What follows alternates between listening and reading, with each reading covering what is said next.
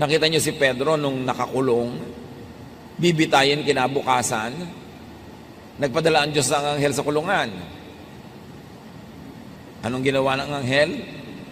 Ginising si Pedro at pinatayo. Hindi binuhat kasi kaya ni Pedro ang tumayo. Nilagot ng anghel ang mga kadenang bakal. Bakit? Kasi hindi kayang gawin niya ni Pedro. At sabi niya kay Pedro, magbihis ka.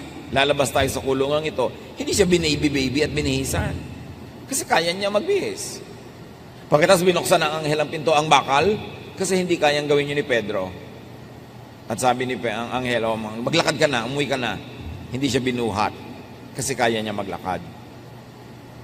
Sa pag-solve natin ng mga problema, mga kapatid, una niyong isipin, what can I do?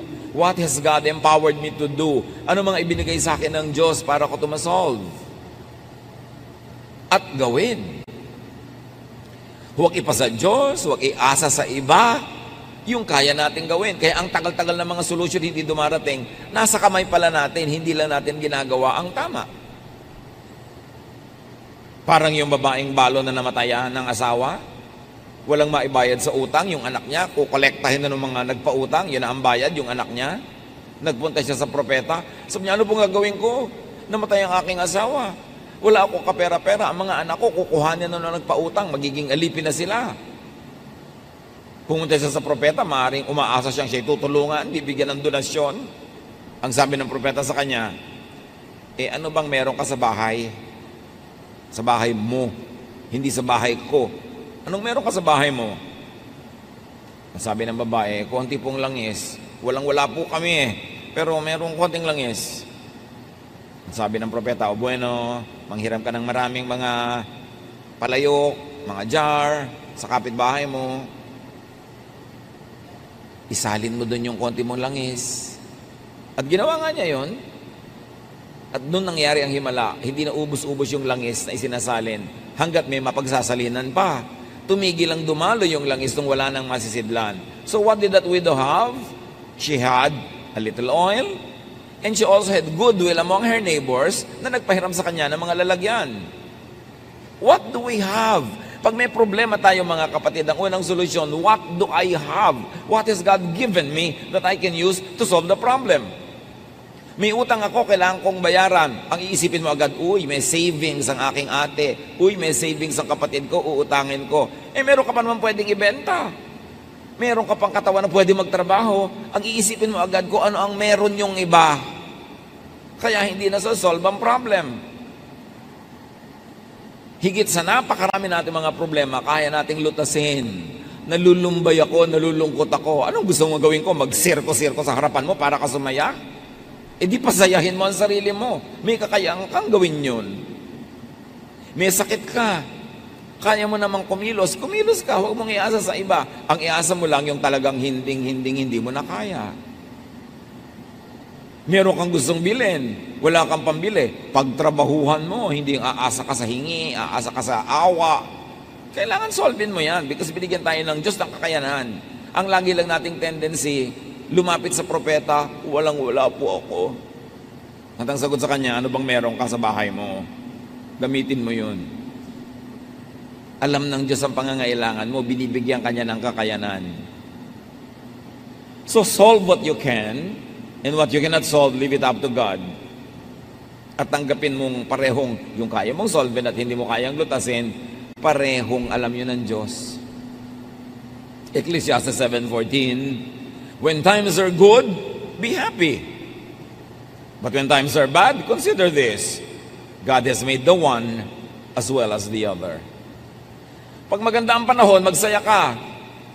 Kung malungkot ang panahon, di malungkot ka. Anong gawin mo? Magsasaya ka, malungkot nga. Lilipas din yun. Pastor, ang lungkot-lungkot ko po. Bakit? Kasi po nawalan ako ng trabaho. Kasi nawalan ako ng boyfriend. Kasi ito, hindi malungkot ka. Nawala ka pala ng boyfriend, nakakalungkot ka yun. Hindi malungkot ka. Alam nga naman sumaya ka, nawala ka ng boyfriend. Anong problema mo? Nalugi po ako sa negosyo, ang lungkot ko. Natural, alam nga pag natuwa ka, magtataka ko niyan. Hindi malungkot ka, lilipas din yan. Pagsasawaan ka din yan ng lungkot. Wala namang lungkot na nananatili forever, lalo't itinataboy mo. Ngayon, kung inaalagaan mo, bine-baby-baby mo yung lungkot, magpapatugtog ka ng malungkot na tugtog, titingin ka sa mga litratong nakakalungkot, talagang lulungkot ka lalo. Kailangan, gumawa ka ng paraan para huwag ka malungkot. Pagka naiinip ka, lumabas ka ng bahay, mag-isip ka, may gawin ka, magtrabaho ka, mag-exercise ka, magpawis ka, huwag mong i-baby yung lungkot mo. Ngayon, meron talagang lungkot na nandyan, di malungkot ka, ganun talagang buhay, hindi problema yung nalulungkot, natural lang yun, kasi meron kang emosyon. Tanggapin sa loob ang anuman nangyayari. Sa labas, lutasin yung problema, pero sa loob ng puso, tanggapin mong ganun talaga, may problema ang buhay. Nalulungkot ako, ganun talaga, nakakalungkot ang buhay ko minsan, pero may gagawin ako sa labas para ako sumaya. Pero huwag yung tinatanggihan mo sa iyong kalooban, yung katotohanan. Tanggapin mo yung katotohanan, do not be in denial. Nahihirapan ang loob ko, di mahirapan ka, kasi may gagawin ako para gumaan ito. Pero hindi ko lalabanan yung katotohanan na nalulungkot ako kasi yun ang katotohanan eh. Pero may gagawin ka, panlabas, para yung nasa loob, magbago. Huwag makipagtunggali sa sariling kalooban. Tanggapin ang dapat tanggapin. Nalugi ka sa negosyo, ang yaman mo dati, ngayon wala kang kapera-pera, tanggapin mo yun. Ganyan talaga, nangyayari sa buhay. Wala ako ngayon kapera-pera. Tatanggapin ko yung katotohanan na yun, hindi na ako makikipag-contest doon, hindi ako makikipagbabag sa katotohanan kasi nangyari na. Pero sa panglabas, may gagawin ako. Mamumuhunan ako uli, magnenegosyo ako, maaaring manghiram ako ng puhunan, mamasukan ako, may gagawin ako. Pero sa kalooban ko, hindi ako makikipaglaban sa katotohanan. Ito ang katotohanan ko, tatanggapin ko to. Then buo ang iyong loob, nahaharapin ang iyong buhay para buuin ito uli. Do not problematize what cannot be solved. Huwag mo nang problemahin kung yung anak mo talaga napakahina sa arithmetic. Kahit ipagmudmuran mo siya sa lahat ng bato sa mundo, hindi pa rin siya tatalino sa arithmetic. May mga bagay na tinatanggap kasi hindi mo kayang palitan. Ngayon, hahanapin mo na lang yung iba niyang kalakasan, iba niyang katangian, at doon ka mag-operate. Huwag mong hanapin yung wala. Ang dapat mong tamasahin, i-develop, yung nandun. Huwag mong hanapin sa asawa mo, sa nanay mo, sa kapatid mo, yung wala sa kanilang likas sa pagkatao. Ang hanapin mo, yung nandun talaga, ipagdiwang mo yon para ka mag- Wala na po yatang solusyon, itong ugali ng anak ko, itong ugali ng asawa ko. Wala palang solusyon, hindi problema. Tanggapin mo para tumahimik ang iyong kalooban. Ecclesiastes 1:15, what is crooked cannot be straightened. What is lacking cannot be counted. Ang talagang liko, hindi maitutuwid. Nilikha talaga yun, sinadyang liko. Huwag mo nang tuwirin. Yung pag tinuwid mo yun, dun mali. Kasi liko talaga yun. At yung wala, huwag mong hanapin. Yung wala, wala. Lalong-lalo yung mag-asawa na ini-expect mo, pupunta sa event, nakita mo, husband lang o wife lang, hinahanap mo pa, nasaan ang wife mo? Nasaan ang husband mo? Gusto mo sabihin, nag-away kami kanina, hindi ko kasama ngayon. Gusto mo pang marinig yun. Huwag ka naghahanap ng wala. Lalo sa mag-asawa. Pag wala yung isa, alam mo na, either talagang may ginawa o nag-away sila. Gusto mo pang uriratin. Bakit wala? Huwag nyo nang hinahanap ang wala. Why struggle? Why stress yourself? Do not problematize a non-problem. Just accept it and live with it. Kahit sa anatomy ng katawan ng tao, meron ka talaga hindi kayang baguhin eh. Tanggapin mo. Ipagdiwang mo. Ang lapad-lapad-lapad po ng noo ko. Paano naman natin pakikitirin ang noo mo? Magbabawas tayo ng bungo mo. Patungan mo ng plato. Lagyan mo ng florera, lagyan mo ng drawing, gawin mo, celebrate it instead of worry about it. Pero mo ang lapad ng noo mo. Pwede ng reflector yan pagka may madilim. So, bakit mo pinaproblema yun? Hindi mo naman kayang palitan. Matthew 6:27, can any one of you, by worrying, add a single hour to your life? Sa pag-aalala nyo ba naman ba, kaya nyo dagdagan kahit isang oras man lang ang buhay nyo? The obvious answer is no. And the obvious lesson is, so why worry? Nasa abroad po ang asawa ko, 1 taon pa bago bumalik, lungkot na lungkot po ako. Di gumawa ka ng paraan para huwag ka malungkot. Kasi hindi pa naman talaga babalik yun hanggang hindi bakasyon. O pauwiin mo na lang, ay naku, paano naman po ang remittance? Yun pala, huwag ka malungkot dyan. May remittance ka naman pala eh. Gumawa ka ng paraan. Huwag yung gusto mo ng may remittance, gusto mo pa nandiyan pa siya at hindi ka pa nalulungkot. You cannot have your cake and eat it too. Maraming lungkot natin, self-made, self-manufactured. Tanggapin mo. Nagpasya kayo na mag-a-abroad siya ng ilang taon, tanggapin mo na ganun yun at magpakatino ka sa buhay, magpakatino siya sa buhay para sa oras ng pagbabalik niya, nandiyan ka pa. O babalik pa siya. Ayusin. Ecclesiastes 8:17, no one can comprehend what goes on under the sun. Despite all their efforts to search it out, no one can discover its meaning. Even if the wise claim they know, they really cannot comprehend it. So sabi nga ng mga kabataan ngayon, do not overthink. Do not always seek rhyme or reason for what happens. Hindi lahat may dahilan, hindi lahat may sense. Meron pang isa, naku, nagkasala po kami ng boyfriend ko. Namatay po yung tatay niya. Dahil po kaya nag-commit kami ng kasalanan ng boyfriend ko. Sabi ko, anong ibig mong sabihin? Ganun ang Diyos. Nagkasala kayong dalawa, pinatay yung tatay niya. Ano naman klaseng pagtingin mo sa Diyos? Di dapat kayo ang pinatay. Di ba? Bakit yung tatay niya? Ba't idinamay ng Diyos? Ano man ang klase mga pananaw yan sa buhay? Namatay siya dahil namatay siya. May ibang dahilan yun. Hindi dahil may kasalanan kayo. At sa lagay, nagkakasala yung kapitbahay, ikaw bigla ang namatay. Marami tayong baluktot na pananaw tungkol sa Diyos. Kasalanan ng mga maling mga pagtuturo at mga pag-aaral. At sabi sa Ecclesiastes 9:11, time and chance happens to all. Sabi, may mga panahon talaga walang rason nangyayari ang mga bagay-bagay, walang dahilan. Swerte-swerte, malas-malas. Yun talagang ibig sabihin ng Ecclesiastes 9:11, ha?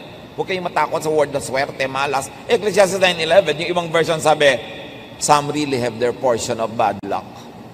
Yung ginawa ang tama, ginawa lahat ang mabuti, pero hindi pa rin nagtagumpay, time and chance happens to all na yun. Huwag mong sobrang sisihin ang sarili mo, sisihin ang iba, sisihin ang lola mo, sisihin ang mga Kastila, mga Hapon. Talagang nangyayari ang mga bagay-bagay kung minsan na wala namang maisip kang dahilan. Tanggapin mo na lang. Don't overthink. Then do what you can. 1 Samuel 10:7, do what must be done. May kailangan kang kausapin, kausapin mo. May kailangan kang pakiusapan, pakiusapan mo. May kailangan kang singilin, singilin mo. Do what you can. At napaka-importante, do for yourself what the occasion requires. It's the same verse, said in another version. 2 Timothy 1:7, for the Spirit God gave us does not make us timid, but gives us power.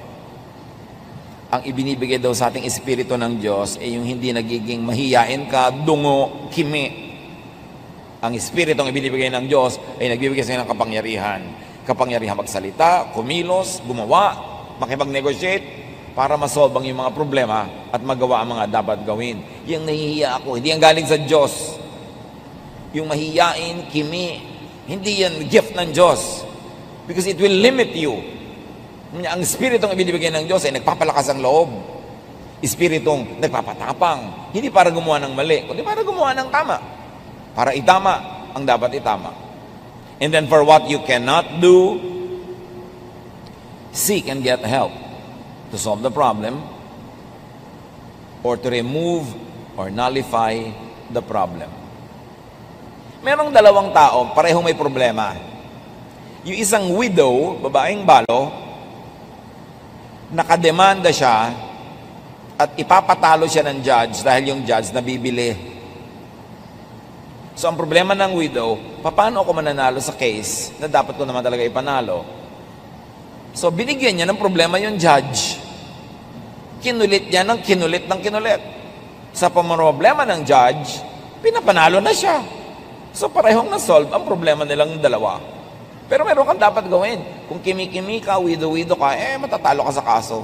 Luke 18, 3-5. There was a widow in the town who kept coming to him with the plea. Kwento to ni Jesus.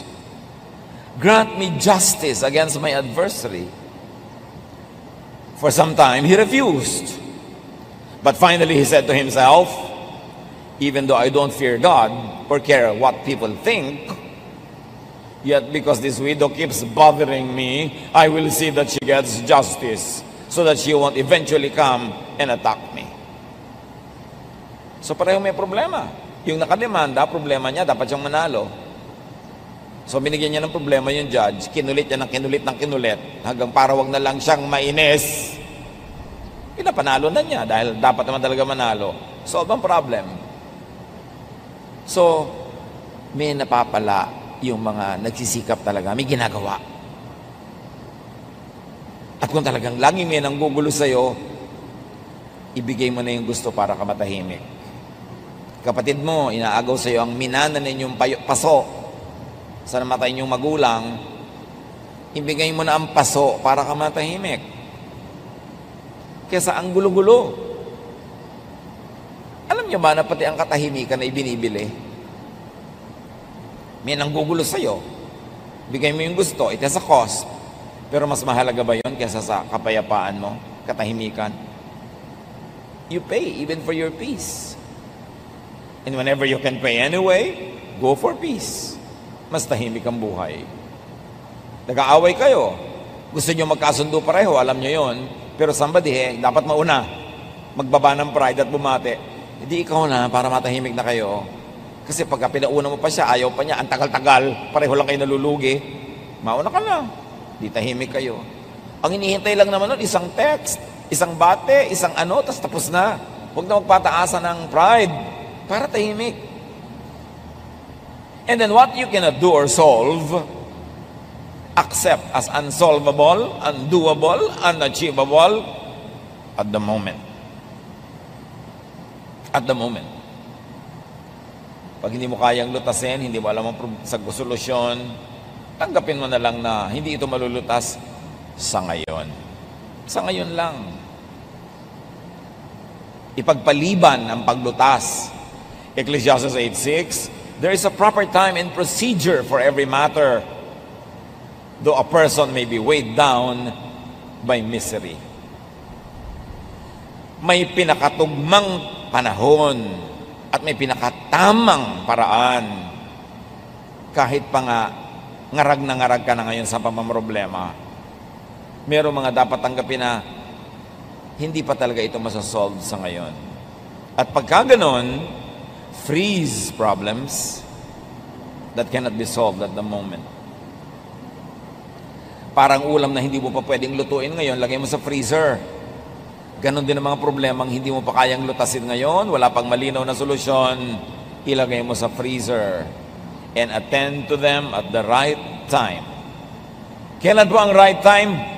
Malalaman mo, mararamdaman mo pag right time na pwedeng solven. Pero kung nararamdaman mo ngayon na wala pang solusyon, mas mainam na huwag mong galawin.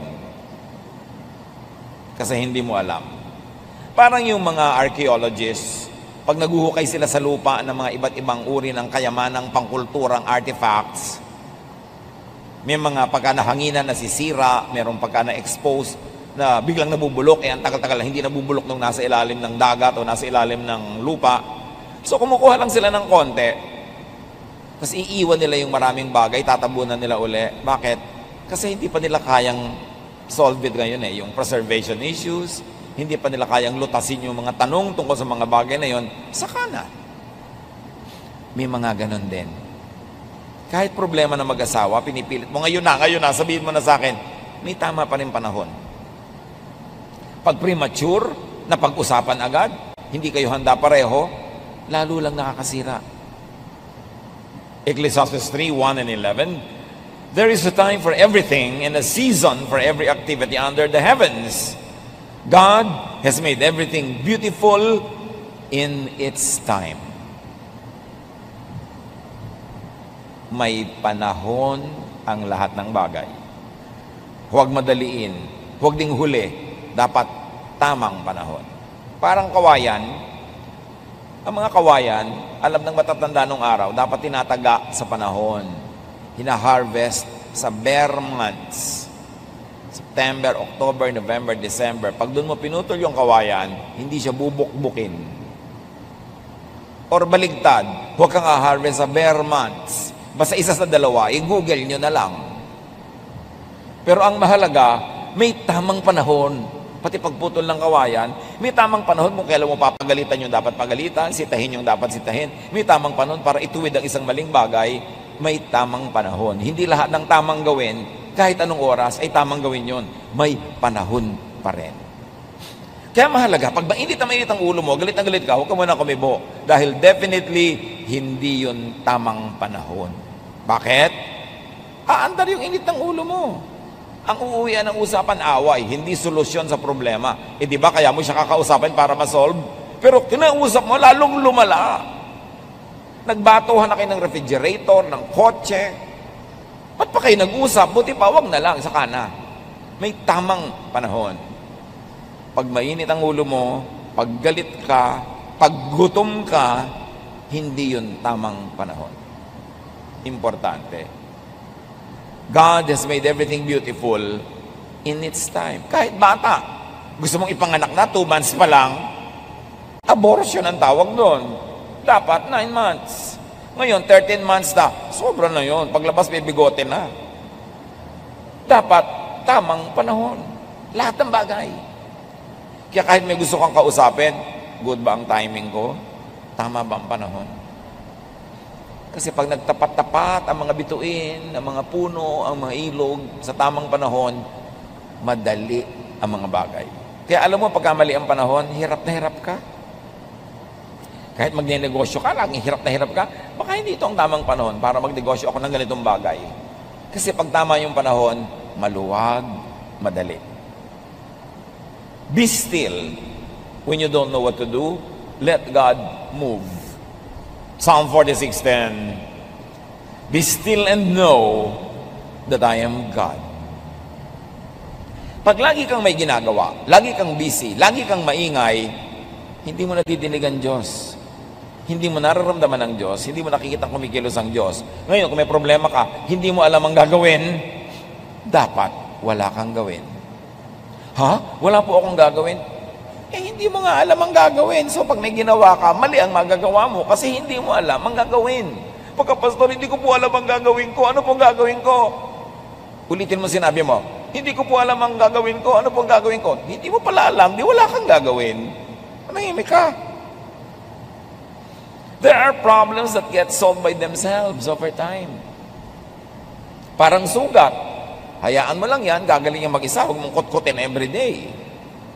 There are problems that get solved by not solving them, by not interfering with them. Andar yan mag-isa, hahanap yan ng solution. There are problems that get solved with the passing of time. Panahon lang pala ang makakalutas dyan. Hindi pakikialam natin, panahon. And there are problems that get solved with the rearrangement of the universe. Okay, inaasma ka lagi, pero buwan kasi ng mga pollen. Pagka pala hindi na buwan ng mga pollen na lumilipad sa hangin, mawawala na yung asma mo. Nasosolve sa paglipas ng panahon. And there are problems that get worse pag pinakialaman mo sa maling timing. Tandaan niyo mga kapatid, pag walang magandang option, pag walang katanggap-tanggap na choice na gawin, be still. Don't do anything. It is the best. Siyempre, dapat ka makiramdam kasi baka naman dapat may gawin ka na, wala ka pang ginagawa. At kung kailan wala kang dapat gawin, doon ka may ginagawa. Mali ng mali. Dapat ang tao nakikiramdam. Be discerning. Be spirit-led. And if you are not gifted with great discernment, magpapayo kayo, humingi ng tulong sa mga taong gifted with discernment. Kakausapin ko ang anak ko tungkol sa boyfriend niya na ayaw ko. Pero tama ba ang timing? Tanungin mo yung kapatid mo, yung pinsan mo, okay bang kausapin ko yung anak ko? Anong tingin nyo? Get some opinion of people who are godly, whose decisions have been proven by time to be correct. And do not over-focus on the problem. Kahit may problema ka, dapat tuloy ang buhay. Uy, may kasalan ng pinsan natin. May problema ako eh. Masasolve mo ba by not attending? Hindi. Halika na, umattend na tayo. Tuloy ang buhay. Ilagay mo yung problema mo sa isang kahon. Balikan mo na lang mamaya. Pero dapat, tuloy ang buhay mo. Get and live a life in spite of the problem. Pag bawat problema, titigil kayong mabuhay, naubos na ang inyong deadline ng life on earth, wala pa nangyari sa inyo. Kasi everyday, titigil kayong mabuhay basta may problem. So tuloy ang buhay, yun lang part na may problem na yun, ang inyong ilagay sa isang sulok, sa isang lugar, hanggang balikan nyo. Make and enjoy breaks from problems. Lalo kung ang dami nyong problema, mga kapatid, umimbento kayo ng kasiyahan, umimbento kayo ng recess, umimbento kayo ng pahinga para makaipon uli ng lakas. And because of distance, we get illumination. Nagkakaroon ng kaliwanagan ng ating isip pag medyo lumalayo-layo tayo sa iritasyon, sa problema. At pagbalik natin doon sa problema na yon, mas malinaw ng ating isip. Ecclesiastes 5:3, a dream comes when there are many cares. Kaya pag lagi kami iniisip, problema, nagkakabangungot ka, marami ka napapaganipan na nakakapagpasakit ng ulo. So do not always rely and believe in dreams. Kasi pag ang tao lagi nag-iisip, talagang mananaginip. Hindi lahat ng panaginip ay galing sa Diyos. Kuminsan, isip ka lang kasi ng isip. Kaya tulog ka na, umaandar pa yung isip mo, doon sa lagi mong iniisip. Hindi naman common at pag natutulog ka nga, nawawalan ka ng control sa brain mo eh. Umaandar siya mag-isa. Kaya yung mga laging pinag-iisip mo, habang gising ka, aandar yun. Pag nananaginip ka, hindi lahat yun galing sa Diyos. Isang guni-guni. Bungang isip. Kaya kailangan ng tao, mas may problema tayo, mas gumawa tayo ng paraang sumaya. O sumaya-saya man lang kahit konti.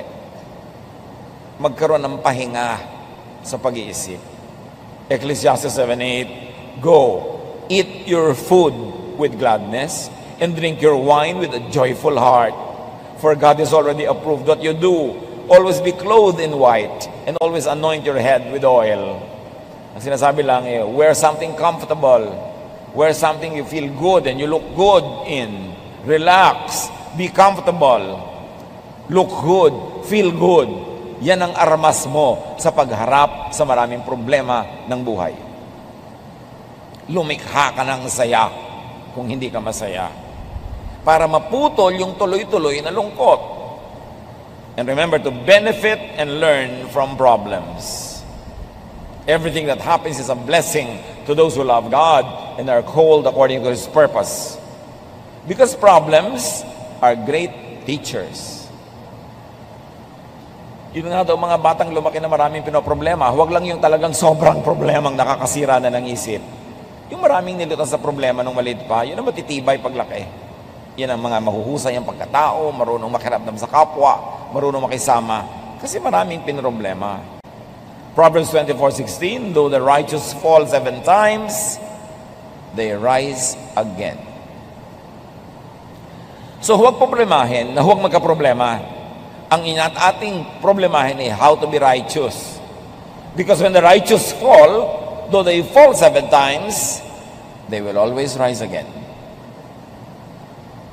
Be enriched, seasoned, developed by problems, especially trials. Pag dumadating yung problema o trial, isipin mo, lalampas din ito. Anything that will not kill me will enrich me. So pagka hindi ka napatay ng problema, edi ikaw ang nabuhay, pinayaman ka at pinalakas ng problema na yon. So malilipas din ito. Mga kapatid, pag dumadaan kayo sa sobrang dilim, sobrang bigat, sobrang hirap, sabihin nyo ito, this too will pass.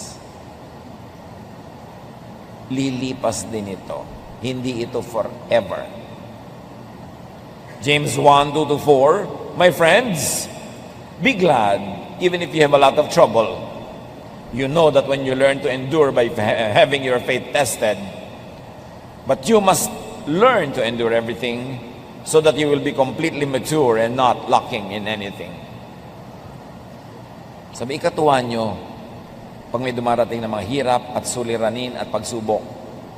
Kasi pag napagtagumpayan nyo na yan, you will end up better, richer, wiser person. Anticipate nyo na malalampasan nyo yan. At pagkalampas nyo, better na kayo dapat. Problems can make you better or bitter. Pwedeng maging mapait ang pananaw nyo sa buhay o pwedeng napaganda ang inyong pagkatao. The same heat that melts the wax hardens the clay. So the same problem na nakakagupo sa iba are the same problems that can make you stronger. Turn your problems into blessings by being strong, by doing the right thing, by not doing what should not be done at the moment, and you will end up winner. Choose purpose to be better. Pag dumaan kayo sa malaking paghihirap, mapipili nyo naman kung kayo magiging better o bitter. Kung bubuti ang pagkatao nyo o sasama. Kung kayo nakaranas ng sobrang gutom, makakapili kayo kung magiging maramot kayo pagkalampas noon o lalo kayo magiging mapagbigay kasi ngayon nauunawaan nyo na ang mga nagugutom. Pwede niyong piliin ang inyong reaksyon. 2 Corinthians 4:8-9 and 17, we are hard-pressed on every side, but not crushed. Perplexed, but not in despair. Persecuted, but not abandoned. Struck down, but not destroyed. For our light and momentary troubles are achieving for us an eternal glory that far outweighs them all.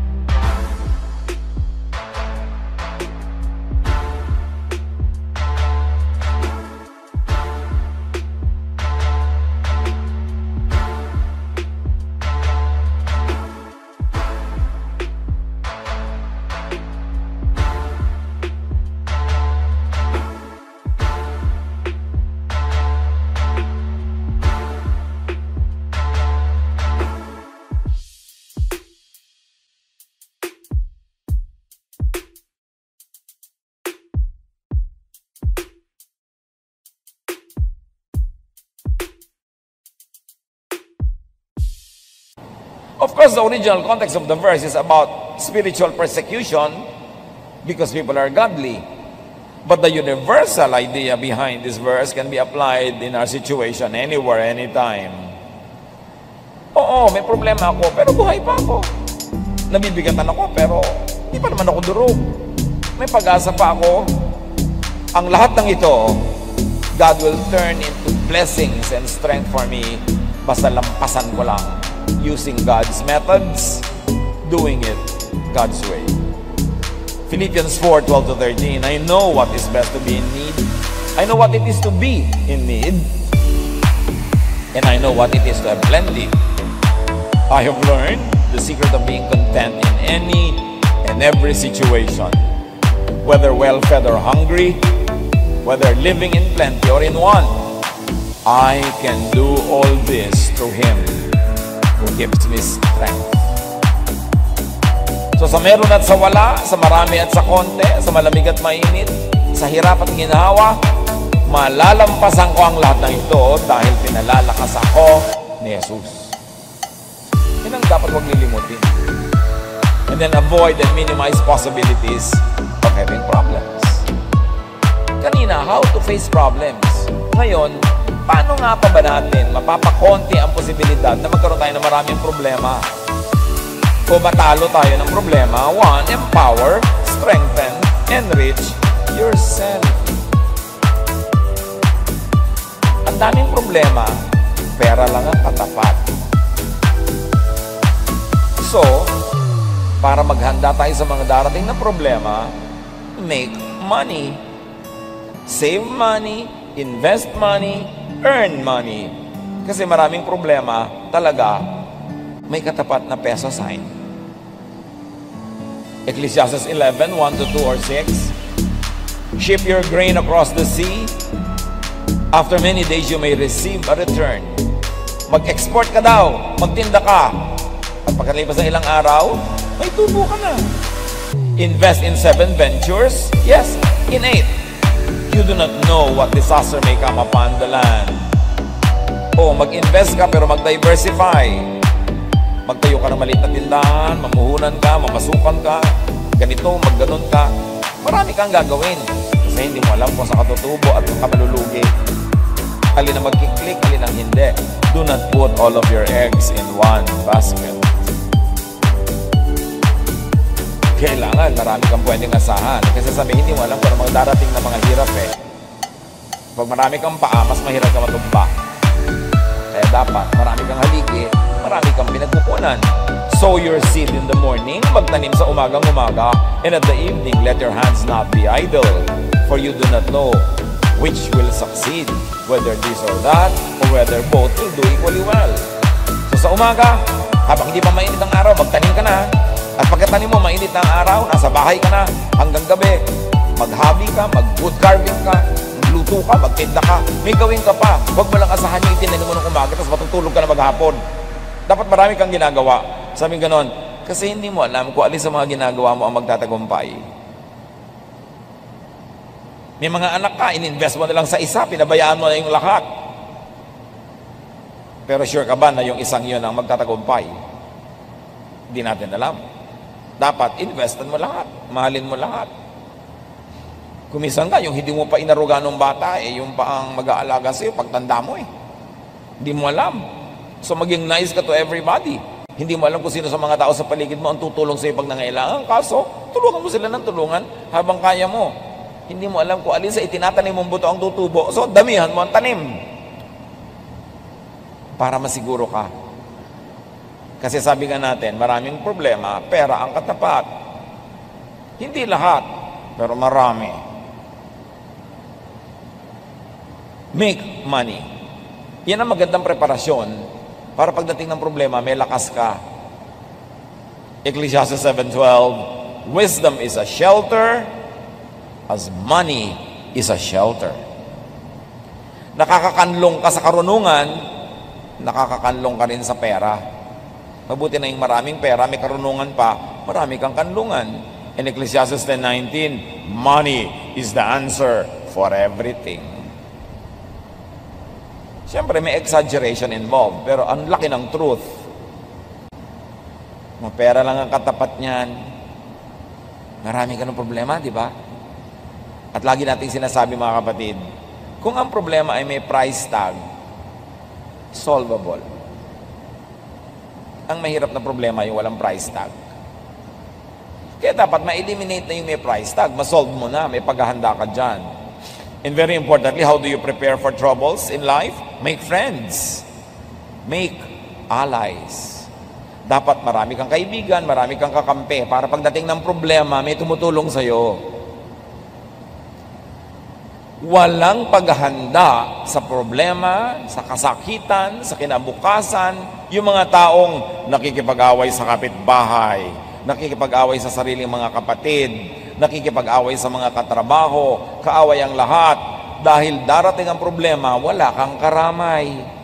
Nakakatiyak ka ba na lagi kang malakas? Na lagi mong kayang gawin ang mga dapat mong gawin? There are times in our lives when we live only out of charity. na nabubuhay lang tayo at nadudugtungan ang buhay natin dahil sa awa ng iba. At dahil pwedeng dumating ang ganong pagkakataon, ang isang malaking paghahanda sa ganon, makipagkaibigan, makipagmabutihan, makipagkapwa-tao, makipagtulungan para magandang preparasyon yun para sa sarili mo ring pangangailangan. Proverbs 12:26, the righteous choose their friends carefully. In Proverbs 18:24, one who has unreliable friends soon comes to ruin, but there is a friend who sticks closer than a brother. Malaking kayamanan ng mga kaibigan na alam mong dadamayan ka. Napakalaking kahangalan na makipag-away kung pwede ka namang makipagkaibigan. Yung magtaray, magsungit. Inihahanda mo ang sarili mo sa panahon na walang tutulong sa'yo. Yabang yan eh. Kasi akala mo lagi mong kaya ang sarili, kaya mong maglakad, kaya mong bumangon, kaya mong tumayo. No. You don't know what a day may bring forth. Hindi natin alam kung ano ating sasapitin. Ecclesiastes 4:9-10, two are better than one, because they have a good return for their labor. If either of them falls down, one can help the other up. But pity anyone who falls, and there's no one to help them up. Ang dalawa daw ay higit na mabuti ka sa nag-iisa lang. Dahil mas mag-enjoy sila sa buhay, magkakatulungan sila. Pag may isang nadapa, mayroong isang pwede magbangon. Kawawa naman daw ang taong pag nadapa, wala man lang magbabangon. At baka nga tapakan pa siya para lalo siyang lumubog sa lupa. Dahil bad record. Dahil walang pinakisamang mabuti. Obserbahan nyo yung mga namamatayan. Alam na alam niyo yung maraming kinaibigan, maraming naging relasyon, nakipagbabutihan, ang daming nakikiramay. At kitang-kita mo yung ano ba naman itong mag-ina na to na namatayan ng tatay at asawa. Wala man lang ni isang tao dito sa lamay. Wala kaya silang pinakisamahan? Hindi ba sila nakipagkaibigan kahit sino man? Liban na lang bagong lipat sila sa isang lugar na wala talaga silang kaibigan at kamag-anak. Pero doon mo makikita. Kaya alam nyo yung may church, tas active ka sa church, tumutulong ka sa church, active ka sumasali sa mga activities. Pag nakasakit kami, dumadalaw. Pag namatayan kami, nakikipaglamay. May mga nag-aambag, may mga tumutulong. Napakalaking social investment. Huwag na natin sabihin spiritual investment. Doon tayo sa mas mababa. Ang laking social investment kung active kayo sa church. Kasi makikita mo, pagka sa mga tao mga active sa church, pag namatayan sila, mas tumutulong pa yung mga ka-church kaysa mga kamag-anak eh. Mas naaasahan sa oras ng pangangailangan. Kaya dapat, lagi kayong involved, sumasali. Una, dahil meron tayong mas mataas na dahilan, because the body of the Lord is the one that we should take care of and participate in.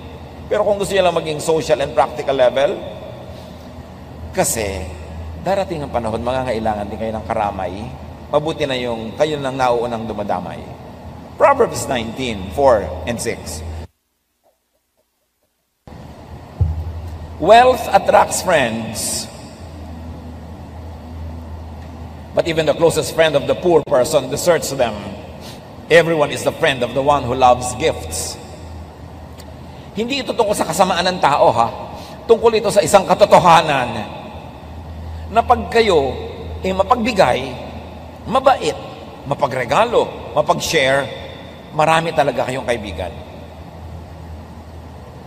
Kaya kayo mamimili. Will I lose some money to have friends? Or will I gain some money and lose friends? It's a choice. At dahil napakasarap ipakisama ang pera, isa yan sa mga pinakamasasarap ipakisama kung meron ka, magpakain ka, magregalo ka, talaga mga tao magiging malapit sa'yo, natural. Alangan namang palautang ka, palahingi ka, lapitan ka, natural hindi. So, gawin mo na very productive ang iyong buhay para meron kang income for yourself, may sobra para ipamigay mo. Dahil ganun talaga ang friendship. Mas umuunlad, namumulaklak, humahayo, gumaganda ang amoy, humahalimuyak. pagka meron kang pakisama. Kaya dapat magkaroon ka ng kabuhayan. Meron kang mga kaibigan para meron kang pagkakipagkaibigan, pakisama. Pag lagi kang wala, lagi kang nangihingi, lagi kang nangungutang, natural ma-allergic sa'yo mga tao. Hindi sila masama. Practical lang sila. Kaya dapat maging practical ka rin. Be a giver, be nice, and you will be surrounded with people. Of course, hindi lahat ng yun ay true friends, pero may magiging true friends ka rin doon. Makisama, makisalamuha, makihalubilo, makipagbabutihan, makisangkot, makiisa sa buhay ng iba para gawin din nila sa'yo. Kaya sa mga highly developed economies, lalo sa mga Western and industrialized cultures, hindi na sila masyadong nakikisama. Alam niyo kung bakit? Kasi meron na sila insurance. Meron na silang mga paghahanda sa kanilang pagkakasakit, sa kanilang pagkakaratay, sa kanilang kamatayan. Kaya hindi na sila masyadong nakikisama. Pero sa baryo, bakit ka sobrang nakikisama? Birthday ni ganun, attend ka. May handaan doon, tutulong ka. Bakit? Kasi sa gabi, may emergency ka, wala kang kotse, kakalampagin mo yung kapitbahay mo, hihiramin mo yung kotse niya para madala ka sa ospital. Kaya yung mga taong maraming pangangailangan, mas dapat nakikisama. But it is noble and godly na wala ka ng pangangailangan, mariwasa ka na, tapos ang galing mo pa rin makisama. Yun ang tunay na pakikisama kasi wala kang vested interest. So, train your heart, train to be strong at heart. Palakasin ang loob, palakasin ang bulsa, palakasin ang katawan, palakasin ang espiritu, para pagdating ng problema, meron kang ilaban. Hebrews 13:9, it is good for our hearts to be strengthened by grace. Tamang panahon, tamang pamamaraan ang pagharap sa problema. Ecclesiastes 8:5, the wise heart will know the proper time and procedure. Sanayin ang puso na mahirapan para pag dumadating ang hirap, trained na. Ang mga bata, huwag palakihin sa layaw, sa sobrang sarap, sobrang ginhawa, kasi mawawalan sila ng training. Pagdating ng mga tunay na problema, marupok, mahina, madaling bumigay. Ang laki sa layaw, karaniway hubad, sabi ni Balagtas, sa bait at muni, sa hatol ay salat. Masaklap ang bunga ng maling paglingap, habag ng magulang sa irog na anak. Dapat tinetrain mo ding mahirapan, mapagod, magtipid, kahit may pera kayo. Kahit meron kayong mga katulong sa bahay, kailangan meron silang assignment, malinis, magligpit, mag-ayos-ayos, para train sila sa buhay. And remember, do not be too emotional. Walang nakakalutas sa problema, sa drama, sa iyak. Nalulutas yan sa pag-iisip at sa social network at syempre sa guidance ng Panginoon. At kung maraming problema o darating pa lang ang problema, get a boost. Magpasaya ng magpasaya sa puso para pag dumating yung mga lungkot, marami kang mawi-withdraw na happiness, hindi ka masisiro balance. Proverbs 12:25, anxiety weighs down the heart, but a kind word cheers it up. Mga kapatid, pag tayo ay may mga kasama na may problema, a kind word can go far. An unkind word can destroy whatever is left of their strength, but a kind word will always boost them up and help. So be kind sa mga namamroblema. Maraming namamroblema, nagdidilim ang isip, nalilito, be kind. A kind word will help.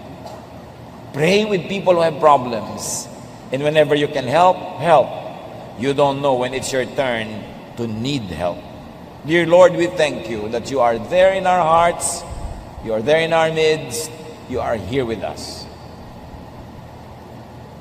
Paglinawin niyo pong aming isip. At sa sandaling ito, dalangin namin, Panginoon, mga kapatid na namamroblema, bigyan niyo po ng linaw ng isip, lakas ng loob, at mga makakatuwang makakatulong.